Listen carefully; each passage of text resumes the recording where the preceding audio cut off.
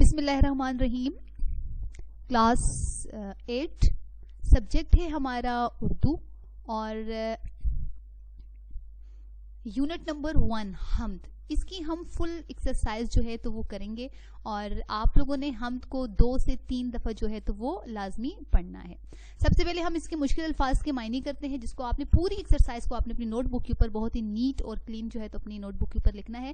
سب سے پہلے مشکل الفاظ کے معنی: کامل مکمل، ابد آخر، پیرزال بوڑھا، پورزال نوجوان مرد، قوی مضبوط، ازل ابتدا، جچنا اچھا لگنا، رنگ بیاں بیان کرنے یا لکھنے کا طریقہ، قال قوال جو قوالی پڑھتے ہیں، عارف پہچان رکھنے والا. سوال نمبر 2 کے مندرجہ ذیل سوالات کے جوابات لکھیں. تو سوال نمبر 1 ہے کہ پہلے شعر میں شاعر نے اللہ تعالیٰ کی کس صفت کا ذکر کیا ہے؟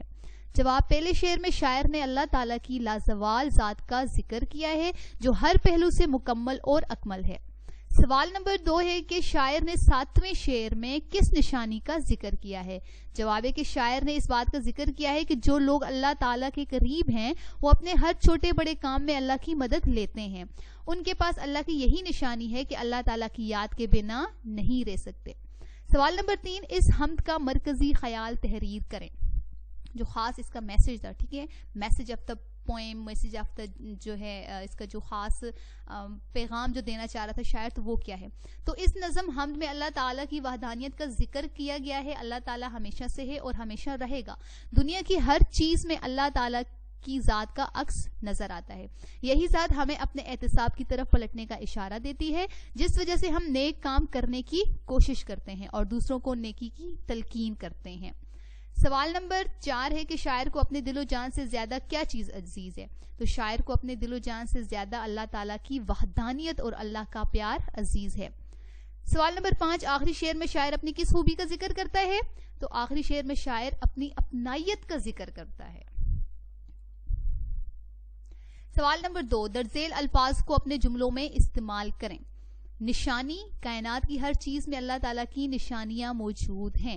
آسرا: اللہ تعالیٰ امیر اور غریب سب کا آسرا ہے. ستا: فیصل اچانک اپنی والدہ کی موت کی خبر سن کر سکتے میں آ گیا.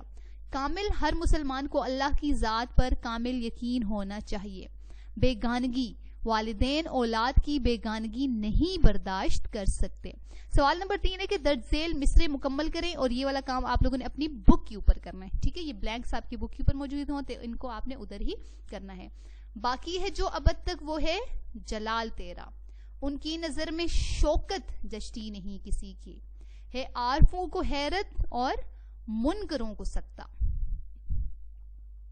دل ہے سو چیز تیری جاں ہے سو مال تیرا، گو حکم تیرے یہاں ٹالتے رہے ہیں.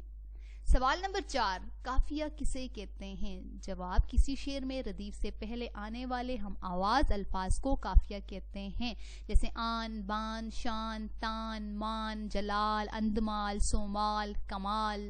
ٹھیک ہے، تو گرامر کا یونٹ ہمارا یہ سٹارٹ ہو چکا ہے تو آپ نے ہیڈنگ بھی دینی ہے کہ حصہ گرامر. ٹھیک ہے، تو اس کے بعد سے آپ نے اپنا یہ والا کام سٹارٹ کرنا ہے. گرامر کی ہیڈنگ دینے کے بعد سے آپ نے کوسچن نمبر 4 سٹارٹ کرنا ہے. سوال نمبر 5: فعل معروف اور فعل مجہول کی تعریف بمع امثال کیجیے. پہلے تعریف فعل معروف. فعل معروف ایسا فعل ہے جس کا فاعل معلوم ہو اسے فعل معروف کہتے ہیں.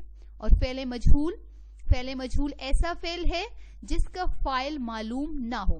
اب ان کی مثالیں کیا ہیں؟ جیسے کہ فعل مجہول: ٹی وی پر میچ دیکھا گیا، اردو میں خط لکھا گیا، سڑک کی مرمت کر دی جائے گی، گلی میں شور مچا رہے ہیں. اب کون مچا رہے ہیں؟ ٹھیک ہے، اس میں جو ہے تو فعل معروف موجود نہیں ہے تو میچ جیت گئے.